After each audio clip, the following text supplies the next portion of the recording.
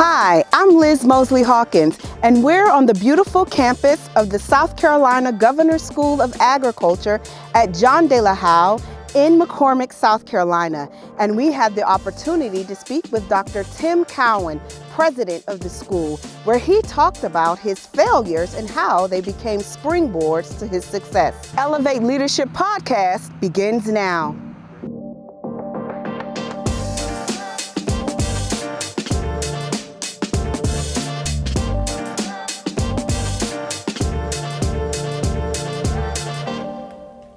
Welcome to Elevate Leadership Podcast, produced by South Carolina State University Public Service and Agriculture.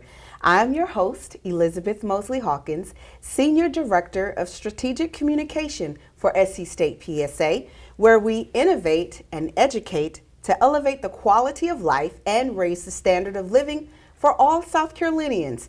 We accomplish our mission by providing programs and services to South Carolinians in 5 priority areas: 4-H youth development, community and economic development, education, innovation and support, family nutrition and health, and sustainable agricultural and natural resources. We also have a team of scientists who conduct research designed to solve unique challenges that impact South Carolina's families, farmers, small business entrepreneurs, and the like. Elevate Leadership Podcast seeks to advance communities through entrepreneurship and leadership development. And we do this by having conversations with leaders and entrepreneurs who graciously take the time to talk to us about their career progression and share insight and their own perspectives on leadership. Elevate Leadership Podcast premieres each month on YouTube and is available on all streaming platforms. So make sure you subscribe to our channel, of course, to get the latest notifications of content. You can always learn more about SC State University and SC State PSA on the university's website, scsu.edu. And be sure to follow us on all our socials at SC State 1890. Our guest is a passionate education administrator with 20 years of experience in agriculture education. Dr. Tim Keown is president of the South Carolina Governor's School of Agriculture at John De La Howe. It's located in quaint McCormick, South Carolina. The school is the first statewide program of its kind in the nation. After a successful teaching career, Tim served as Associate State Director of Agricultural Education at Clemson University. He served as the advisor to 2 State Future Farmers of America officers and 2 National Young Farmer presidents. He earned Bachelor of Science and Master degrees in Agricultural Education from Clemson and completed his PhD in Educational Leadership in May 2023, also from Clemson. Tim, welcome to the show. Thank you, Liz, and thank you, SC State, for having me. Well, we're so excited to be here on campus. We just relaunched our podcast last month, and so one of the things that we're doing differently is filming on location. And so Tim has opened up the campus to us, and we're filming actually in a podcast studio located here on campus. Yes, we recently created kind of an agricultural communications, not true pathway yet, but we're dabbling in it. So we created this podcast studio, and we call Carolina's Field, Forest, and Water, and it's available on all podcast apps and also our YouTube channel. You got to drop that, right? Gotta drop the hint. it. Yeah. Gotta drop that hint. Awesome. So, and we also heard that you all had a barbecue today? Or? We did, yeah, we did. And I'm dressed down a little bit, and that kind of goes back a little bit to my leadership style, I think, that we're going to discuss later. Yeah. We grow our own beef here, grow our own pork, vegetables, and produce. So our overarching goal for our students is to become 50% self-sustainable, in that we're going to consume at least 50% of the products that we consume every day in our cafeteria. So we were able to barbecue some or grill some of our own beef today. I love it. So were you on the grill? I was on the grill along with our farm manager and Mr. Thompson. Oh, okay. Yeah. And Mr. Thompson, of course, is a SC State alum. He's a proud bulldog. We got to plug that. Yes. So being a grill master, is that a prerequisite for being president? Correct. You must be a pit boss, a barbecue pit boss. Well, let's talk a little bit about John De La Howe. As I mentioned in the opener, it's one of the first schools of its kind. So talk to us a little bit about that. Yeah, so I mean, the history here is unbelievable. This year is 227 years old. Wow. Put that in perspective, that's only 9 years after South Carolina became a state. So Dr. De La Howe left this property to South Carolina in 1797 to create, in his words and his will, an agricultural seminary for 12 poor boys and 12 poor girls. And so fast forward many years, this school served an amazing service to South Carolina's a lot of times orphan children, and they came here to learn hard work and get a good education, and also have a really good housing environment. Some students came here because they needed a better place to be, and that service served many people who are proud to call this place home. And so in 2018, the General Assembly decided to go with a different route for the school property. And the legislative process began to create the nation's first agricultural boarding school. Wow. We are that, and right now we are the only public agricultural school in the country. So we couldn't have picked a better time to start in the middle of the pandemic. We opened up in August of 2020. Nice soft launch. Yeah. I often joke we couldn't have picked a better time to open up a boarding school than in the middle of an unprecedented pandemic. Right. So we had our challenges at the very beginning. We started with low student numbers, and of course, through the pandemic, you had to have social distancing, et cetera. So it was kind of a soft launch, if you will, of the school. So that was 2020. Our first graduating class was in 2022. Okay. We graduated 21 students. Last year we had 26 students, and we have 35 graduates this year. Oh, wow. On May the 24th. So we have a lot of excited seniors around here. Yes, and so usually where do your students normally go after they graduate? Yeah, so right now we have 47 alumni. Okay. So we don't have a ton of alumni out there yet, but we're getting there. The majority of our students, we recently collected some data on our graduates, and I'm proud to say that at least 80% of them stayed in South Carolina. They're in state. We're proud of all of our graduates. Yes, I don't want to throw that caveat out there. Yeah. But the majority of our students, we have 3 at SC State, working on the farm that you'll purchase at OR, JP, and got to give a shout out to EJ and Colette. We're really proud of those Bulldogs. And then we have several students up at Clemson University majoring in agribusiness, ag education, ag mechanics, and then scattered out, I think we have one at Winthrop. So we have most of our students are stayed in state. We're really proud of that. Awesome. But we do have them represented, in South Georgia at ABAC. Okay. I have a couple in Nebraska. Wow. So they're spread out. Some in Kentucky, Tennessee. So we've got the Southeast kind of locked down. Okay, that's awesome. Yeah. Congratulations. Well, thank you. I'm proud of these young folks. So John De La Howe, it's a beautiful campus. I think we toured the campus probably it might have been 2 years ago. And I just remember being so amazed at, of course there's a farm here, but just the independence that a lot of the students have here on campus. And of course, with you being president and helping to prepare and train students for, to become the next generation of ag leaders. So how do you work with state leaders and industry reps in making sure that you have the resources and funding that you need to be able to accomplish your mission? Well, I have began a tradition of taking our students with us to our House and Senate budget hearings. And we, of course, went through our House hearing back in January, and Senate hearing was a couple weeks ago. I think that is so beneficial for our students to see the legislative process. Not that we're taking them to help get money for the school, but it does help. Those legislators, they like to see our students. And I heard a comment when I was in Columbia, they didn't care what I said as long as our students were there, So I like taking our students places so that they make those early networking, events through General Assembly or, like you said, industry. So John Deere reps, one of our school board of trustees, Bert Bagley, is vice president of John Deere. He's based in South Carolina but services the Southeast. So he's came to speak to our students. One of our foundation board members owns a John Deere dealership, Bo Blanchard. So he's came. It's Orangeburg. Yeah, I think they have one in Orangeburg, Yeah. and they have several other dealerships through Georgia and Okay. South Carolina. Case International dealership down in Bishopville, they're a big sponsor of ours. So we really try hard to reach out to those industry connections and bring those dollars in, either through our foundation. We have a 501c3 foundation for nice. private donations. Okay. And then, of course, our school is a public school. We're a state agency, Yes. just like you all. Yes, yes. So we fight for our operating budget every year. So it's an Right. annual discussion. So Awesome. So let's talk a little bit about your leadership. How did you get into the ranks of becoming a leader?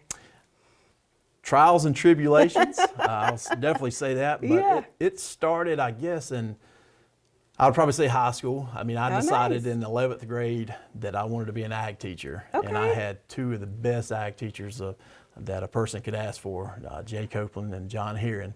And apparently they saw something in me that I did not see in myself. And I remember the summer I graduated high school, I wasn't their problem anymore, right? You know, I'm gone. They reached out to me and a couple other students and took us on a tour to Clemson University. Okay. At the time, I did not think college was even in my future. I was a first generation college student. Oh, nice. Okay. Yep, and they took us to Clemson and made it feasible, right? Made it realistic. Wait a minute, I think I can do You this. could see yourself Yeah, there. I Yeah. can do this. So I really give them a lot of credit for pushing me in the early years. I taught high school ag for 9 years total. Okay. And then had a lot of very successful students, young farmer members, as you heard earlier. And just, I loved the youth leadership development piece of teaching. Like, you can teach, you know, your favorite subject, but developing those future leaders really became a passion of mine. Absolutely. And I just remember I wanted to put those students, my students from high school age all the way to now, to put them in adult situations younger so that they can learn on the fly, because hands-on learning is the FFA motto, right? Right. And so fast forward, I was fortunate to work for Clemson for 5 years to develop ag ed programs in the upstate and mid-state. Okay. So that gave me a little bit more geographical coverage, so to speak, to see how other people led their classrooms, see how other ag teachers ran FFA programs, and you learn a lot, right? There's 26 Yes. counties that I just described, and just traveling through those and taking tidbits of what worked for each program, and then molding that for this current role that I'm in. So we want to create as perfect of an ag ed program as we possibly can for our students here, and that's came from 20 years of just working with ag ed. And so you talked about some of those tips or the experiences. What is the biggest one, I guess, that stands out to you that you most rely on as a leader in ag education? You know, you learn the most, or I have learned the most from failures, and most universities call that research, right? Like, if if you fail, at Yes. least now you know. You know. And I consider myself a risk taker, and sometimes you have to be, because somebody has to make a decision. Got And that decision could be 50-50, right? Every decision. And I've learned over the years that if I can you're never gonna make everybody happy, number one. Correct. But if you can make 70% of the people happy, 70% of the time, then a lot of people, industry call that's excellent, right? 60% of the people, 60% of the time is a good rating in Right. a lot of places. So you finally get to that area, like, you know you're not gonna make everybody happy, you just have to make a decision. Sometimes it has to be a quick decision, Yes. but it's based on previous experiences, previous failures, things that I found out in high school that did not work, Right. So that is kind of where I've based, my molding of my decision making now, just on past failures. I hate to say it that way, but that's most leaders that I know, that's where That's where they you gotta- learn. Yeah, to pull up their sleeves Yep. and dig in and figure it out. Figure it out. Yep. So you have to be a risk taker, and you can't be afraid to make a decision, and you just have to rely on your gut instinct a lot of time, and past failures and past successes, right? You also build on those successes and know what works, number one. But sometimes I deal with things that a typical high school right. This is a residential camp, so you have all of that. And then you also talked about COVID. I mean, coming into your first year, how did you manage that? It was very difficult, and I will say I have to brag on the staff team that we've put together here. Most of us are new employees. I say new to the agency. We came around 2019 when the school was restructured and reorganized, and so we just put together a family atmosphere. We had to cultivate a culture of caring and create a workspace that people enjoyed coming to, and that's difficult, right? Yeah. But you have to be the same person, same personality day in and day out. The leader can't show weakness sometimes. You can't show that you're having a bad day. Yeah. Your employees and students looking to you for vision and sometimes even affection, and it's okay to have a bad day, but usually the leader needs to put on a face and be strong, right? Right, yep. Yep. So you talked a little bit about vision, and I think this is year 3 or 4. I'm in my 4th year. 4th year. So how do you lead to make sure that the vision of John De La Howe is accomplished? And within that same vein, make sure that everybody else is on board. Because like you said, there's some times where some people they want to be in their own world. But how do you bring that together? Again, a lot of times it's difficult conversations. You can't be afraid to have difficult conversations with people who have conflict. And there's going to be conflict with human beings in any organization, day in and day out. That's at our school, SE State, Clemson, no matter where you go, public or private industries, going to have conflict. So you can't be afraid to face those conflicts, bring people together. Sometimes people just going to have to agree that they disagree, right? But you better do it respectfully, right? There's a time and place for disagreements, but you have to learn how to navigate those waters politically, right? And just, I think a lot of times people just want to be heard. They have a problem that's a big problem to them. Yes. Minuscule problem to someone else. Yes. But somewhere in the middle, there's a common ground, and if you can get people to understand that, I guess it's the same thing as as government, right? State government. Somewhere there's a common ground. There's the middle somewhere. Somewhere there's a middle, and I feel like that I've cultivated that culture here to where people are not afraid to come to me with what they think is a big issue, and it ends up maybe a small issue, but tackle every one of those issues as if it was the most important issue. Yeah. I heard a quote from Government Master 2 weeks ago, and it kind of stuck out with me.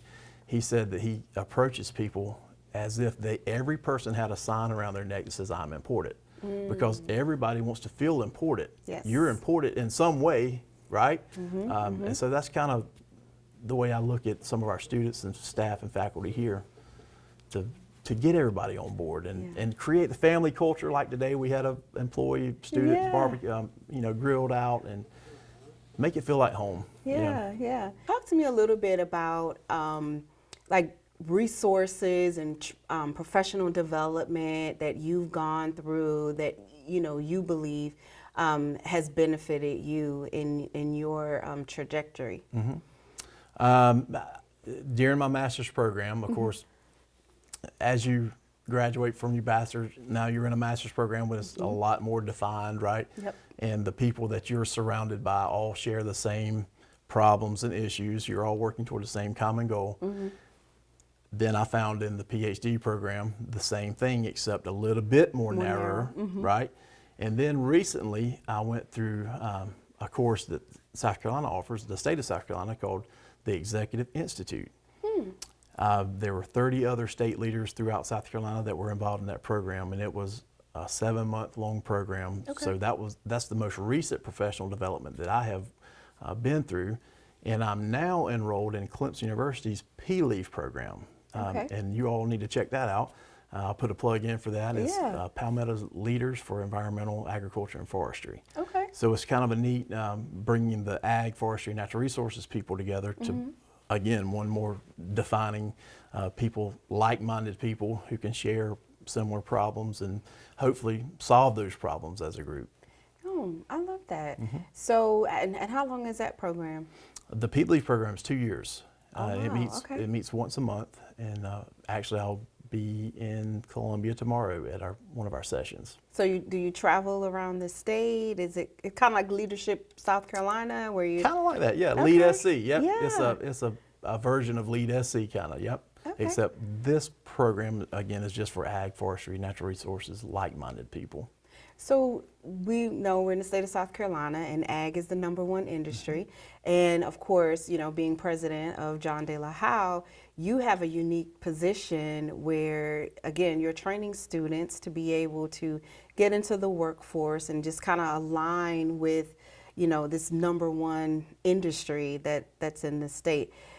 How do you work with state leaders in making sure that the curriculum aligns from a trend perspective, or maybe more so like a forecast perspective of what's going to happen in the state and agriculture? How do you work with that? Yeah, that's a really good question. We partner with other state agencies, #1, like SE State.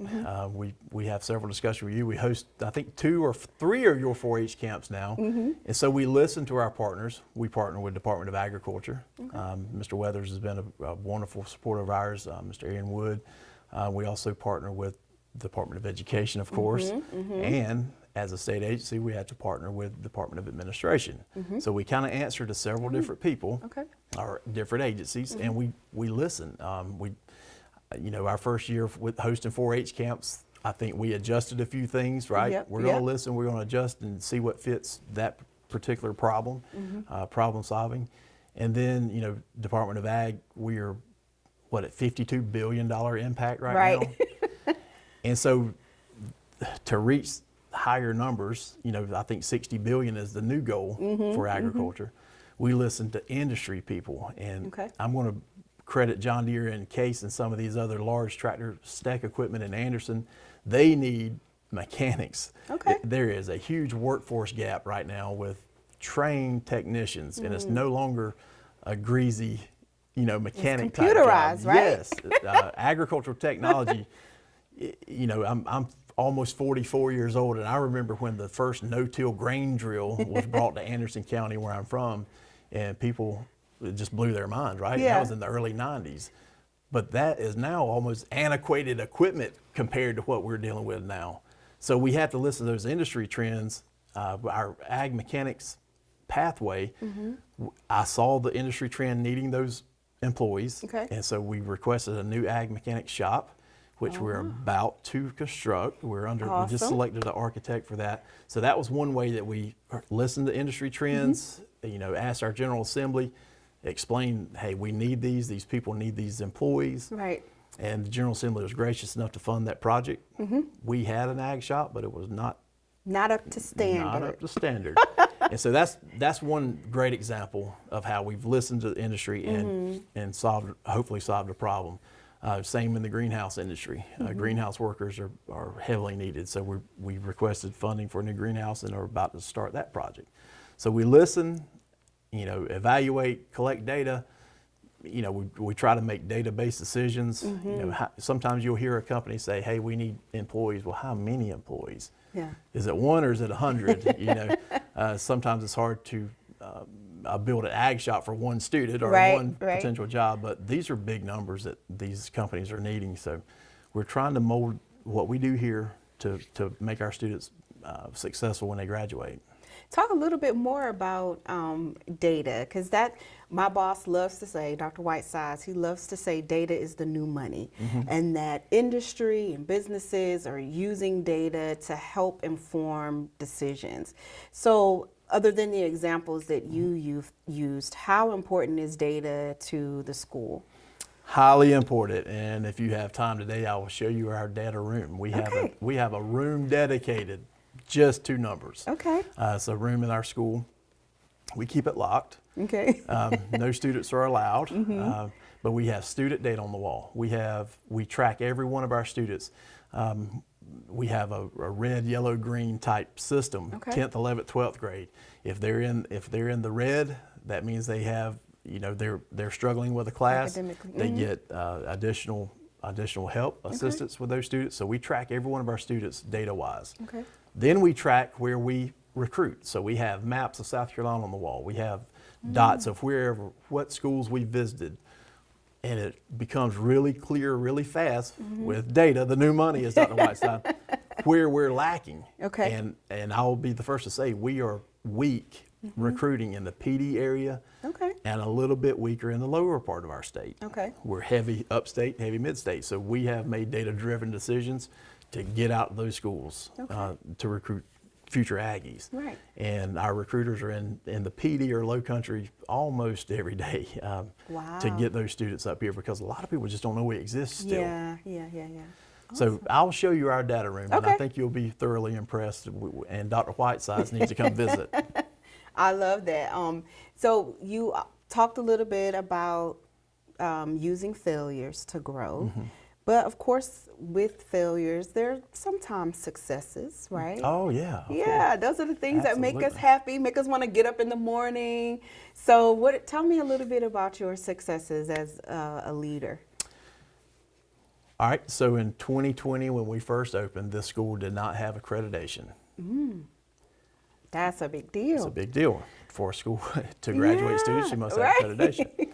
And so we were able to get our accreditation in that first year because we started with 10th and 11th graders. So we had that year to earn that accreditation with Department of Education, which we were able to do. So that was hurdle number one. We were able to award diplomas in the spring of 2022.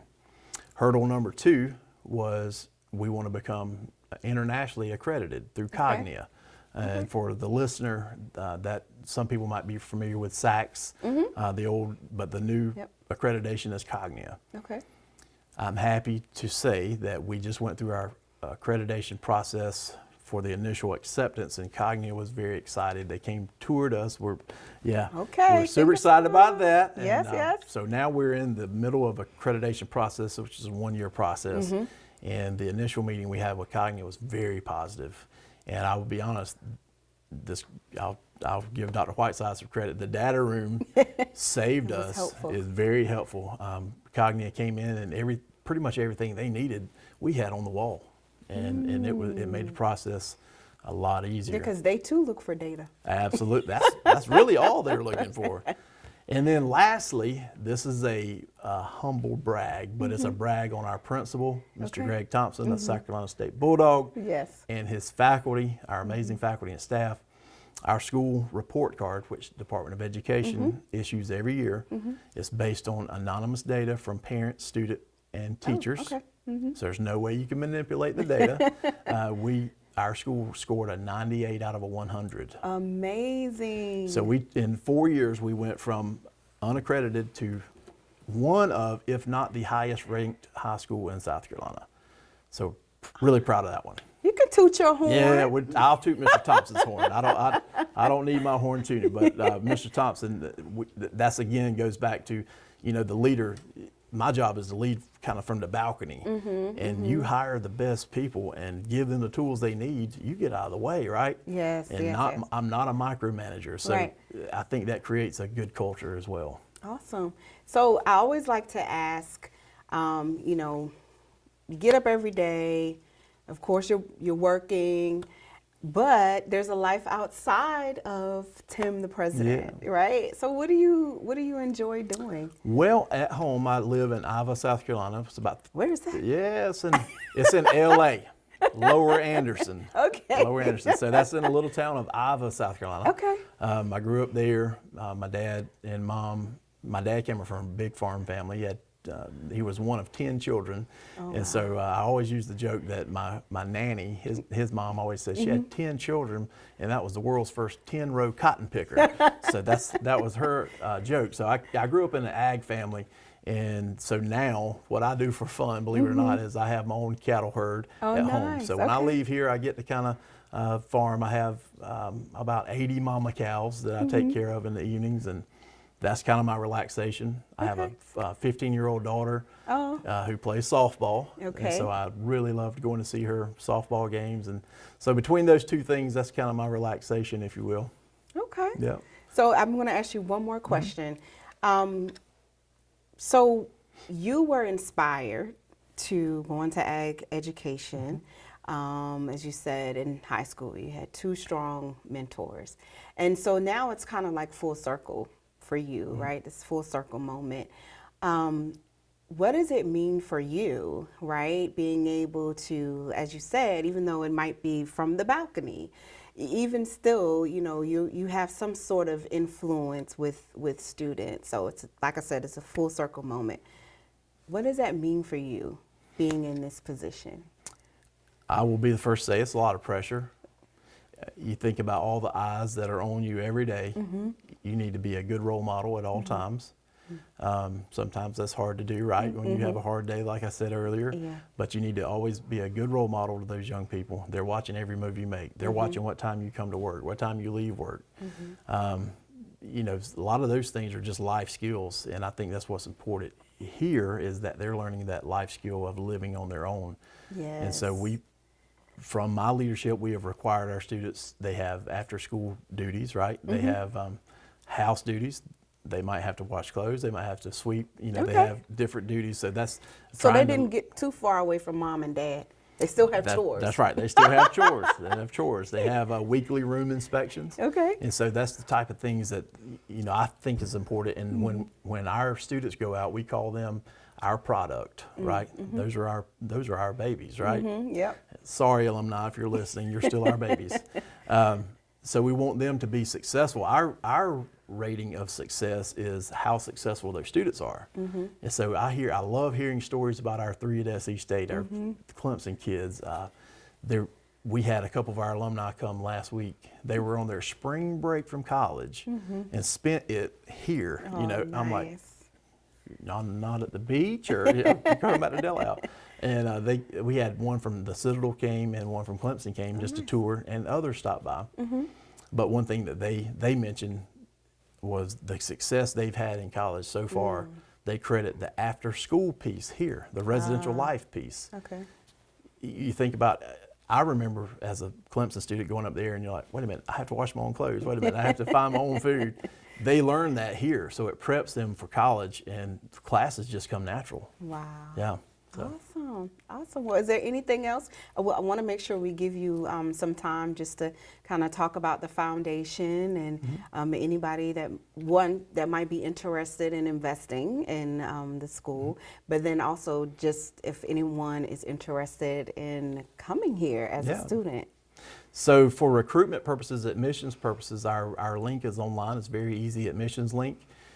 We encourage South Carolinians who are rising 10th, 11th, or 12th graders, we don't accept 9th graders, to visit that link. And if you have any questions, there's an email address on our website. Our website is delahowe.sc.gov. Very easy process. It is an application process just like college. And so we're prepping them even in the application process. I love that. To get ready for you all. And then secondly, we do have a 501c3 foundation called the John De La Howe Foundation. It is governed by a board of 11 members, and they accept any donations that anyone listening in the audience would like to contact, and that link is also on our website, delahowe.sc.gov. Well, thank you so much, Tim. Thank you. And I don't want to prolong this interview because Tim has promised us some of that beef hamburger. That's so if there's any left. So again, thank you so much for letting us come here and film, and also just, you know, sharing a little bit about what you've learned, you know, as a leader. We really appreciate it. Well, thank you. I love the partnership that we have created in the last 2 or 3 years, and it's been very valuable to us, and hopefully it has for y'all. Yes, certainly. We love to see JP and the students on the farm, and he lives on the farm. I think we've got some other students interested, and so after this podcast, let's go meet Mr. Thompson and check out some of our new students, or your future students. We're excited to meet a future Bulldog. All right. Thank you, Tim. Thank you. And thank you for watching. You're watching Elevate Leadership Podcast, hosted by South Carolina State University, Public Service and Agriculture. Be sure to watch once a month on YouTube and also check out our socials at SC State 1890.